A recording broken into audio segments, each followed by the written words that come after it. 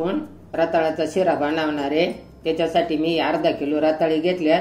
आता याच्यापासून तुम्हाला कसा शिरा बनवायचा हे दाखवणार। रताळी आहे पण बटाट्यासारखी उकडून मी सोलून साल काढून घेतली त्याची। आता त्याच्यासाठी मी थोडेसे बदाम घेतले, एलचीची पावडर आहे, थोडे काजू आहे, थोडेसे मनुके आहे आणि 1 वाटी साखरेची घेतली।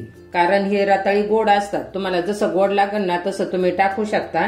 कारण कसं आहे प्रत्येकाच्या गोडीवर पण असतं, जास्त गोड खाणार असेल तर गोड टाकायचं, कमी खाणार गोड असेल तर थोडी कमी टाकायची। आता हे मी कढई गरम व्हायला ठेवली, त्याच्यात 1 चमचा तूप टाकून घेतलंय। आता त्याच्यामध्ये मी थोडेसे बदाम घेतले, हे आपण त्याच्यामध्ये तळून घेऊ, थोडे भाजून घ्यायचे त्या तुपामध्ये। हे मनुके आता हे आपण थोडंसं असं फ्राय करून घ्यायचे।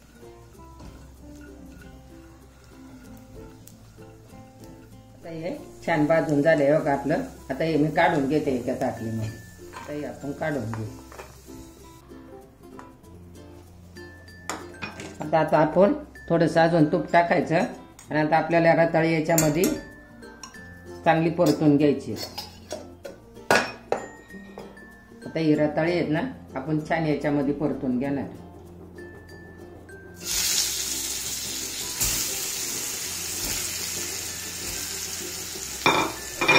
आता ही रताळी आपण अशी तुपामध्ये थोडीशी परतून घ्यायची।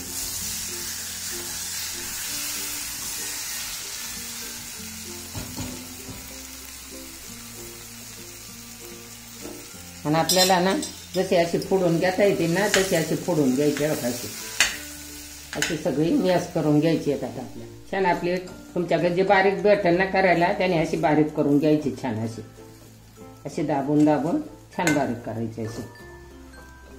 आता याच्यामध्ये आपण थोडीशी साखर टाकून घेऊ, थोडीशी म्हणजे ही वाटीभर साखर घेतली ही याच्यामध्ये टाकून घ्यायची आपल्याला। आणि गॅस थोडा बारीक करायचा। ही वेलची पण मी याच्यात टाकून घेते आणि परत एकदा आपण असं सगळं छान मॅश करून घ्यायचं। असं सगळं एकजीव करायचा, त्याचा पूर्ण साखरेचं पाणी होतं आणि मग छान असा मस्त एकदम त्या सगळ्या याला मिक्स होऊन जातं असं छान।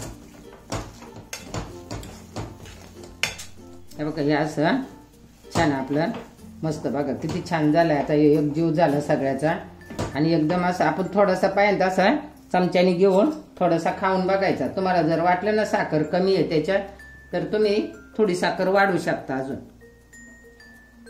मी टाकलेली साखर बघा एकदम परफेक्ट झाली, छान झाली मस्त। आणि आता याच्यामध्ये आपण हे काजू बदाम टाकून घेऊ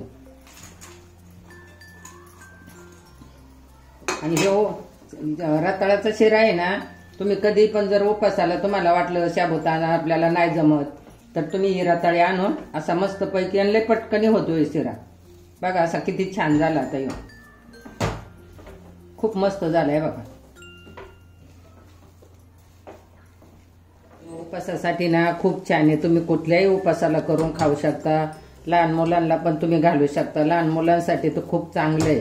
आता हे तुम्हाला मी काढून दाखवते बघा, लय छान होती हे होतो खूप म्यासारखा असा छान तुम्हाला भरून दाखवते याच्यात बघा। आता हे मी याच्यात काढून ठेवते।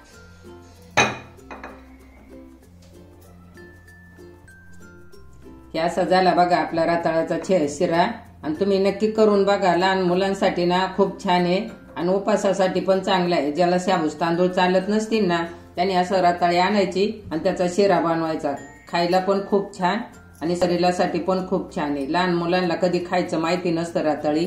आता ही पूर्वी आम्ही खाल्लेली आहे पण आताच्या मुलांना माहिती नाही। तुम्ही अशी जर करून दिली ना तर ती मुलं खूप आवडीने खातील। तुम्ही नक्की करा आणि लाईक करायला विसरू नका। थँक्यू।